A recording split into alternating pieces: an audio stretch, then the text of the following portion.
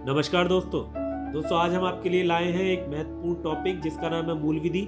जैसे कि आप सब लोग जानते होंगे कि यूपीएसआई का एग्ज़ाम इस समय हो रहा है, अलग अलग दिन अलग अलग डेट में एग्ज़ाम चल रहे हैं और इस एग्ज़ाम में मूल विधि के 2 या 3 प्रश्न हर एग्ज़ाम में आ रहे हैं। तो हम बहुत ही कम समय लेंगे, आपका मात्र 20 क्वेश्चन है और ये सभी 20 क्वेश्चंस जो हैं बहुत ही सिलेक्टिव हैं, बहुत ही मेहनत की गई है। तो इसलिए इन सभी प्रश्नों को शुरू से लेकर एंड तक देखिए, अपने दोस्तों को शेयर कीजिए जिससे कि सबको इसका बेनिफिट मिले। तो सबसे पहला क्वेश्चन आपकी स्क्रीन पे दिखाई दे रहा होगा। पहला क्वेश्चन है कि एक जल्लाद जो मृत्युदंड निष्पादित करता है आईपीसी की किस धारा के अंतर्गत आपराधिक दायित्व से मुक्त है। तो इसका सही आंसर होगा धारा 78, यानी कि धारा 78 के द्वारा क्या है, वो आपराधिक दायित्व से मुक्त है। चाहे भले ही वो किसी की हत्या कर रहा है लेकिन वो अपना कर्तव्य निभा रहा है, इसलिए धारा 78 के तहत क्या है, वो आपराधिक दायित्व से मुक्त रहेगा। चलिए दोस्तों, आप अगला क्वेश्चन देखते हैं। अगला क्वेश्चन है भारतीय दंड संहिता की धारा 53 किस विषय के संबंध में है। तो किस विषय के संबंध में ये बताना है। तो इसका सही आंसर है दंड, यानी कि ए। जैसे धारा जो 53 है, उस 53 धारा में कई प्रकार के दंड दिए गए हैं। जैसे मृत्युदंड दिया गया है उसके अंदर, है ना, उसमें कारावास दिया गया है, उसमें जुर्माना भी दिया गया है। तो ऐसे कई सारे दंड जो है उसमें मिल जाएंगे आपको लिखे हुए। तो जितने भी प्रकार के दंड होते हैं, मृत्युदंड, जुर्माना, कारावास, संपत्ति की कुर्की, इस प्रकार के दंड हैं, तो वो सभी दंड धारा 53 में लिखे हुए हैं। तो ये बहुत महत्वपूर्ण है, इसे आप जरूर ध्यान रखें। चलिए दोस्तों, अब अगले क्वेश्चन में आप देख रहे होंगे कि अगला क्वेश्चन है नीतीश ने अपने प्रकाशित लेख में उत्तर प्रदेश सरकार के विरुद्ध नफरत एवं मानहानि को फैलाया है, उसे निम्न अपराध के लिए दंडित किया जा सकता है। और जैसे कि आप देख रहे हैं आजकल होता भी यही है कि पत्रकारों पर बहुत ज़्यादा एफआईआर हो रही हैं। तो ये जो केस बनता है, ये यूपी पुलिस की तरफ से किस के तहत बनेगा। तो दरअसल ये बनेगा राजद्रोह के लिए। तो अब तक जो कई सारे केस हुए हैं अब तक, उसमें राजद्रोह यानी कि ज़्यादातर में एनएसए लगाई गई है। तो राजद्रोह के अपराध में, है ना, उस व्यक्ति यानी कि जिसका नाम नीतीश है, उसके खिलाफ केस बनेगा और उसे दंडित किया जाएगा। तो सही आंसर इसका होगा सी, यानी कि राजद्रोह के लिए नीतीश को सजा होगी। चलिए दोस्तों, अब अगला क्वेश्चन है विधि विरुद्ध जमाव के लिए कम से कम कितने व्यक्ति आवश्यक होते हैं। तो इसका सही आंसर होगा 5, यानी कि 5 व्यक्ति अगर एक जगह इकट्ठे हैं और धारा 144 लागू है, तो उसमें उन्हें लोगों को विधि के विरुद्ध कार्य करने के लिए सजा हो सकती है। तो इसका सही आंसर होगा बी, यानी कि 5। तो विधि विरुद्ध जमाव यानी कि 5 लोग एक स्थान पर इकट्ठे नहीं हो सकते। ये विधि विरुद्ध जमाव का जो कानून है, जो आईपीसी की धारा है, उसके तहत आता है। तो इसका सही आंसर होगा 5। अगला क्वेश्चन देखिए, लोक सेवक के लोक कृत्यों के निर्वहन में बाधा डालना अपराध है, किस धारा के अंतर्गत आता है। ये 5वां क्वेश्चन है दोस्तों, और इसका सही आंसर होगा आईपीसी 186, यानी आईपीसी की धारा 186 के अनुसार यदि आप किसी सरकारी कर्मचारी के काम में बाधा डालेंगे तो आपको सजा हो सकती है।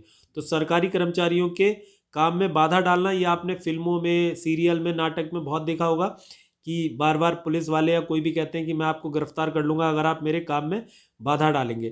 तो उसके कृत्यों में, निर्वहन में बाधा डालने के अपराध में सजा हो सकती है किसके तहत, आईपीसी 186 के तहत। ये भी बड़ा महत्वपूर्ण क्वेश्चन है। उसके बाद देखिए आगे क्वेश्चन है 6 नंबर का, भारतीय दंड संहिता की धारा 377 बीच में जो है खाली जगह है, के विषय में है, यानी किस विषय में 377। ये काफ़ी चर्चा में रही थी पिछले साल, जब सुप्रीम कोर्ट की ओर से 377 को आर्टिकल 14 और आर्टिकल 21 के तहत ये माना गया कि ये जो है असंवैधानिक है। तो इसलिए आर्टिकल 377 यानी कि 377 की धारा आती है अप्राकृतिक यौन संबंध, है ना। जैसे आपने लेस्बियन, गे जो लोग होते हैं, उन एलजीबीटी बोल सकते हैं उन्हें आप, तो उनके लिए थी ये। मतलब अगर वो ऐसा कुछ करते हैं जो अप्राकृतिक है, अप्राकृतिक यौन संबंध अपनाते हैं, तो 377 के तहत उन्हें सजा हो सकती थी। लेकिन अब ये 377 असंवैधानिक करार कर दी गई है, यानी कि अब ये लागू नहीं होती।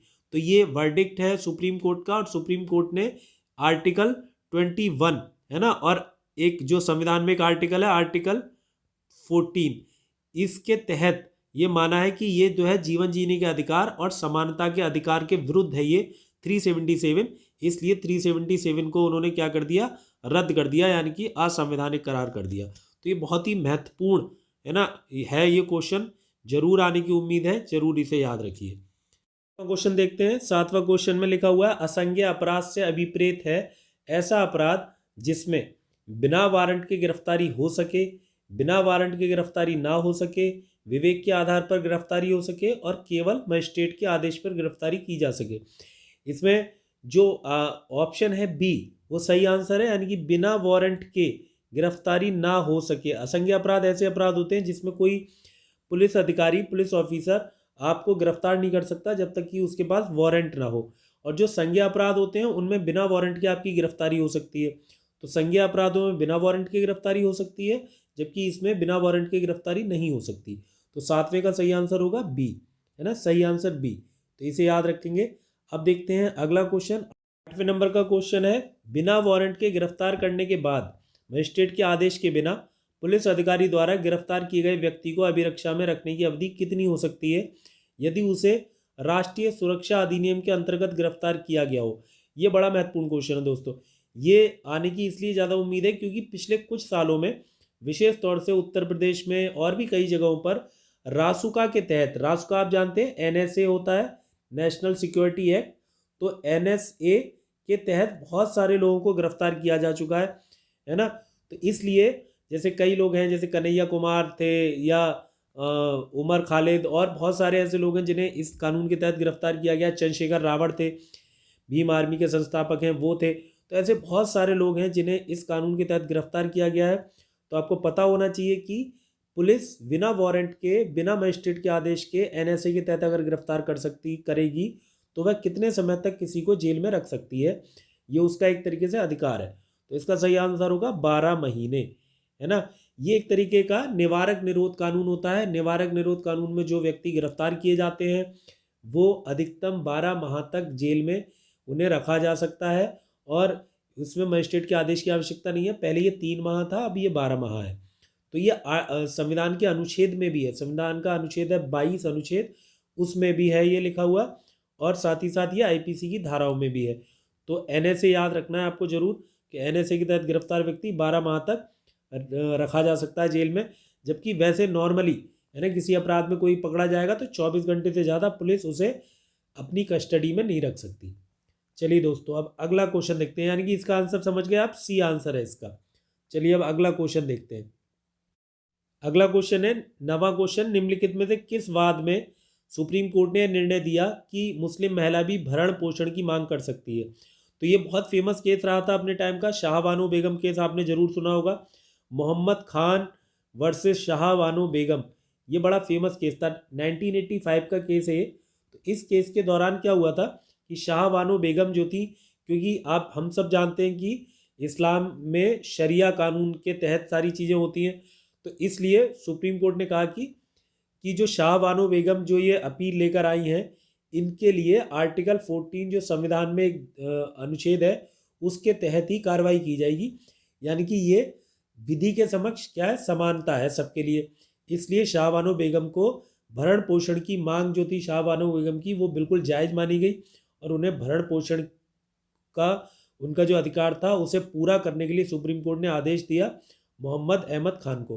तो ये बड़ा फेमस केस है, इसे जरूर याद रखेंगे, है ना। इसका आंसर होगा बी, यानी कि मोहम्मद अहमद खान बनाम शाह बानो बेगम, है ना। काफ़ी आलोचना हुई थी राजीव गांधी सरकार की जब उन्होंने शाह बानो बेगम के फैसले को पलटने के लिए, है ना, एक कानून बना दिया था। तो इसलिए ये बड़ा महत्वपूर्ण है। दरअसल हमने अपने एक वीडियो में इस केस को बहुत ही डिटेल में बताया है, जो हमारा वीडियो है 40 लैंडमार्क जजमेंट, है ना, सुप्रीम कोर्ट के इतिहास के, उसका आपको आई का साइन बन के आ रहा होगा हमारे ऊपर वीडियो में, आप देख सकते हो। तो वहाँ आप क्लिक करेंगे तो आप सीधे उस वीडियो पे जा सकते हैं। आपको हमारे डिस्क्रिप्शन में उस वीडियो का लिंक भी मिल जाएगा, और वो सभी प्रकार के फोर्स के एग्जाम, यूपीएसआई, पीसीएस, जे, सब में वो जो वीडियो है आपके लिए बहुत काम आएगा। चलिए दोस्तों, अब अगला क्वेश्चन देखते हैं। क्वेश्चन है 10 नंबर का, घरेलू हिंसा से महिलाओं का संरक्षण अधिनियम 2005 का विस्तार है।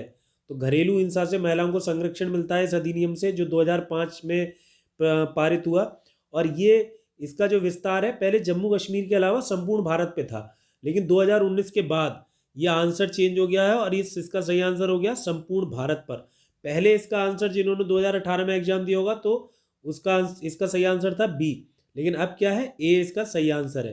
यानी कि संपूर्ण भारत पर घरेलू हिंसा से महिलाओं का संरक्षण अधिनियम 2005 का विस्तार है, पूरे भारत की महिलाओं के लिए ये प्रोटेक्शन देता है ये कानून। तो ये बहुत महत्वपूर्ण कानून है। क्वेश्चन देखते हैं। अगला है, बलात्कार संबंधी कानूनों को बदलने के लिए किस कमीशन को बनाया गया था? तो ये बहुत फेमस है, जब निर्भया कांड हुआ था तब एक कमीशन बनाया गया था जिसका नाम था बर्मा कमीशन। तो बर्मा समिति या बर्मा कमीशन जो था उसके द्वारा बलात्कार संबंधी जो कानून थे उन्हें और कठोर किया गया। तो इसका सही आंसर होगा बर्मा कमीशन, 11वें का सही आंसर। चलिए दोस्तों, अब अगला क्वेश्चन देखते हैं। क्वेश्चन है कि पॉक्सो एक्ट 2012 निम्नलिखित में से किसे संरक्षण प्रदान करता है? तो इसका देखो सही आंसर होगा 18 वर्ष से कम आयु के सभी बालकों को। यानी कि इसमें 12 वर्ष से कम आयु, ये तो लोग ये सब तो है ही हैं, लेकिन 18 वर्ष से कम आयु के, चाहे वो 16 के हों, चाहे 12 के हों, चाहे कितने भी साल के हों, 18 वर्ष से कम आयु के सभी बालक बालिकाओं, है ना, सबको, है ना, पॉक्सो एक्ट के तहत क्या मिलता है? प्रोटेक्शन मिलता है। तो ये बहुत महत्वपूर्ण कानून है। इसमें सजा काफ़ी ज़्यादा कठोर है और आयु के अकॉर्डिंग सजाएं बदली गई हैं। जैसे 18 साल से नीचे की किसी बच्ची या बच्चे, बालक या बालिका, किसी के साथ कोई भी यौन अपराध होता है तो अलग सजा है, और 12 वर्ष से नीचे के लिए अलग सजा है। तो ये बहुत ही महत्वपूर्ण है पॉक्सो एक्ट, है ना। तो पॉक्सो एक्ट को याद रखना है, 18 वर्ष से कम आयु के सभी बालकों को प्रोटेक्शन मिलता है इससे। आर्टिकल 340, 41, 42 आपने सुना होगा। 340 नहीं, सॉरी, 341, 342 ये आर्टिकल आपने सुने होंगे। और एक आर्टिकल है 366। तो इन आर्टिकल की मदद से ना राष्ट्रपति अनुसूचित जाति में किसी भी जाति की श्रेणी को अधिसूचित कर सकता है। तो याद रखेंगे, राष्ट्रपति को यह अधिकार दिया गया है। तो क्वेश्चन नंबर 13 का आंसर क्या होगा? बी आंसर होगा, सही आंसर इसका। चलिए अब अगला क्वेश्चन देखते हैं। अगला क्वेश्चन है, केंद्रीय प्रदूषण नियंत्रण बोर्ड में होते हैं ए, पहला ऑप्शन, एक चेयरमैन 13 सदस्य। दूसरा ऑप्शन है एक चेयरमैन 16 सदस्य। दरअसल दोस्तों यही सही आंसर है इसका, एक चेयरमैन 16 सदस्य, यानी कि इसमें 17 सदस्य होते हैं टोटल, है ना, चेयरमैन को मिलाकर। तो ये 17 सदस्य जो होते हैं इनमें एक चेयरमैन होता है और 16 सदस्य होते हैं। तो केंद्रीय प्रदूषण नियंत्रण बोर्ड में एक चेयरमैन और 16 सदस्य होते हैं। चलिए दोस्तों, अब देखते हैं अगला क्वेश्चन। और अगला क्वेश्चन है 15 नंबर का, नेशनल क्राइम रिपोर्ट ब्यूरो यानी कि एनसीआरबी की 2020 की रिपोर्ट के अनुसार सर्वाधिक आपराधिक मामलों में वृद्धि निम्नलिखित में से किस क्षेत्र में दर्ज हुआ ये है दोस्तों। देखो, इस क्वेश्चन को करने से पहले एक जान लीजिए, एनसीआरबी का एक डाटा है। उस डाटा में एनसीआरबी ये बताता है कि पिछले साल के मुकाबले इस बार जो आपराधिक मामलों की जो रिपोर्ट दर्ज की गई है वो किस क्षेत्र में कितने प्रतिशत की उसमें वृद्धि हुई है। जैसे आईपीसी के तहत कितने आपराधिक मामले रिकॉर्ड हुए हैं, या हत्या के कितने मामले रिकॉर्ड हुए हैं, महिलाओं के विरुद्ध कितने अपराध रिकॉर्ड किए गए हैं, ये सब उसमें होता है। तो इस बार की जो रिपोर्ट है वो ये बताती है हमें कि पर्यावरण से संबंधित अपराध सर्वाधिक रिकॉर्ड किए गए हैं, यानी कि सर्वाधिक प्रतिशत की जो वृद्धि हुई है, 78% के आसपास लगभग वृद्धि हुई है पर्यावरण से संबंधित अपराधों में, तो वो सर्वाधिक है। तो इसलिए 15वें का सही आंसर होगा सी, यानी कि सी का मतलब है कि 78% है ना की वृद्धि हुई है किसमें? पर्यावरण से संबंधित मामलों में। तो ये वृद्धि बताई जा रही है इस रिपोर्ट के अकॉर्डिंग। तो याद रखेंगे कि 15वें का सी आंसर। चलिए दोस्तों, अब अगला क्वेश्चन देखते हैं। अगला क्वेश्चन है 16वां क्वेश्चन, पर्यावरण संरक्षण अधिनियम 1986 में कुल कितने अध्याय एवं धाराएं हैं? जैसे कि आप जानते हैं कि पर्यावरण संरक्षण अधिनियम 1986 में पारित हुआ है और इस अधिनियम में कुल 4 अध्याय एवं 26 धाराएं हैं, है ना। तो 4 अध्याय एवं 26 धाराएं हैं इसमें पर्यावरण संरक्षण अधिनियम 1986 में। और ये जो अधिनियम है, आप जानते हैं ये अधिनियम जो हमारा नीति निदेशक तत्व है भाग 4, उसमें एक आर्टिकल है 48A। तो 48A को ध्यान में रखते हुए सरकार ने पर्यावरण संरक्षण अधिनियम 1986 पारित किया है। तो और इसमें कुल मिला के 4 अध्याय एवं 26 धाराएं हैं और ये संपूर्ण भारत पर लागू होता है ना। और ऐसा शुरू से ही है ना। पहले जम्मू कश्मीर को छोड़कर पूरे भारत पे लागू होती थी कई सारे कानून, लेकिन ये संपूर्ण भारत पर लागू होता है। तो ये महत्वपूर्ण है, 16 का आंसर है बी। ठीक है दोस्तों, अगला क्वेश्चन देखते हैं अब। अगला क्वेश्चन है दोस्तों, राष्ट्रीय मानवाधिकार आयोग के अध्यक्ष का कार्यकाल होता है। तो राष्ट्रीय मानवाधिकार आयोग के अध्यक्ष का जो कार्यकाल था पहले वो 5 वर्ष हुआ करता था, लेकिन अभी हाल ही में मानवाधिकार संरक्षण संशोधन विधेयक 2019 पारित हुआ और उसके द्वारा जो सही आंसर होगा इसका जो चेंज हुआ है वो है 3 वर्ष या 70 वर्ष। यानी कि पहले 5 वर्ष था, लेकिन 2019 में जो संविधान जो इसमें संशोधन किया गया मानव अधिकार संरक्षण में, वो संशोधन की वजह से ये एज कितनी कर दी गई है, 3 वर्ष, सॉरी एज नहीं, टाइम 3 वर्ष कर दिया गया है और एज लिमिट कर दी गई है 70 वर्ष। तो 3 वर्ष या 70 वर्ष जो पहले हो जाए वही क्या होगा, उस राष्ट्रीय मानवाधिकार आयोग के अध्यक्ष का कार्यकाल माना जाएगा। ठीक है दोस्तों, बहुत अच्छा क्वेश्चन है क्योंकि ये चेंज हुआ है हाल ही में, करंट अफेयर्स का भी है और साथ ही साथ मूल विधि का भी क्वेश्चन है, इसलिए इसे जरूर याद रखना है। दोस्तों अब अगला क्वेश्चन देखते हैं और अगला क्वेश्चन है 18वां क्वेश्चन, केहर सिंह बनाम भारत संघ बाद में निम्नलिखित में से किससे संबंधित है। ये वाद है, ये वाद है ना, वाद लिख दिया है तो वाद है ये, और इसका बड़ा अच्छा क्वेश्चन है ये क्योंकि ये केस कई सारे, जैसे जो एग्जाम बच्चे दे के आ रहे हैं अभी 13 दिसंबर को 14 दिसंबर को जो बच्चों के एग्जाम हुए हैं, उसमें यूपीएसआई के एग्जाम में बच्चे बता रहे हैं कि कई सारे वाद यानी कि केस पूछे जा रहे हैं। तो इसलिए केस बहुत महत्वपूर्ण है, केस कई सारे करके जाइए। जैसे कि मैंने अभी आपको पहले बताया, फिर मैं बता रहा हूँ कि हमारा एक वीडियो है जिसमें 40 जजमेंट हैं जो बहुत ही महत्वपूर्ण है, 40 केस हैं सुप्रीम कोर्ट के इतिहास के, उन्हें आप जरूर देखें, है ना। आई का एक बटन बन के आता है ऊपर स्क्रीन पर, उसे क्लिक करेंगे आप डायरेक्ट उस वीडियो तक पहुँच जाएंगे। चलिए दोस्तों, अब इसका आंसर देखिए, केहर सिंह बनाम भारत संघ केस में निम्नलिखित में से किससे संबंधित है ये केस। तो ये है अनुच्छेद 72 से। अनुच्छेद 72 में आप जानते हैं कि क्षमादान की शक्ति है राष्ट्रपति की, और सुप्रीम कोर्ट ने इस केस में कहा कि जो राष्ट्रपति की क्षमादान की शक्ति है वो सुप्रीम कोर्ट के फैसले के बावजूद भी ये राष्ट्रपति को ये अधिकार देती है अनुच्छेद 72 के तहत कि वह गुण अवगुण के आधार पर उस व्यक्ति को क्षमादान कर सकता है, भले ही उसे मृत्युदंड दिया है और भले ही चाहे उसे मृत्युदंड सुप्रीम कोर्ट ने दिया है तब भी। तो एक तरीके से राष्ट्रपति के इस 72 नंबर का जो आर्टिकल है क्षमादान की शक्ति का, इसे सुप्रीम कोर्ट ने सराहा है या इसे आगे बढ़ाने का काम किया है। तो आर्टिकल 72 से संबंधित है ना, कौन सा, ये केहर सिंह बनाम भारत संघ। ये बहुत महत्वपूर्ण क्वेश्चन था दोस्तों। क्वेश्चन नंबर 19, एसआर बोम्मई बनाम भारत संघ के वाद में उच्चतम न्यायालय ने किस अनुच्छेद की व्याख्या की। तो दरअसल इस केस में सुप्रीम कोर्ट ने आर्टिकल 356 की व्याख्या की है, और सुप्रीम कोर्ट ने कहा है कि जो केंद्र सरकार है उसे निर्देश दिए थे इस केस में। तो सुप्रीम कोर्ट ने कहा था कि केंद्र सरकार को संविधान के अनुच्छेद 356 के अंतर्गत किसी राज्य में राष्ट्रपति शासन लगाने में मनमानेपन का प्रयोग नहीं करना चाहिए, और उच्चतम न्यायालय ने इसके अलावा और भी कई सारे दिशा निर्देश 356 के बारे में दिए हैं। तो ये बहुत महत्वपूर्ण है। 19 का सही आंसर होगा बी, कि उच्चतम न्यायालय ने एसआर बोम्मई केस में अनुच्छेद 356 की व्याख्या की थी। बहुत महत्वपूर्ण क्वेश्चन है। अगला क्वेश्चन देखते हैं दोस्तों। अगला है दोस्तों क्वेश्चन नंबर 20, और 20 नंबर क्वेश्चन में विशाखा बनाम राजस्थान राज्य का वाद निम्नलिखित में से किससे संबंधित है। तो विशाखा बनाम राजस्थान का जो केस है, उस केस में कार्यस्थल पर महिलाओं के यौन उत्पीड़न से संबंधित उच्चतम न्यायालय ने बहुत सारे दिशा निर्देश जारी किए थे। तो जो कार्यस्थल यानी कि ऑफिस जो होते हैं, उन ऑफिस में महिलाओं का जो यौन उत्पीड़न होता है उससे संबंधित था ये केस, और इसमें सुप्रीम कोर्ट के द्वारा कई सारे दिशा निर्देश जारी किए गए। तो इसका सही आंसर होगा ए।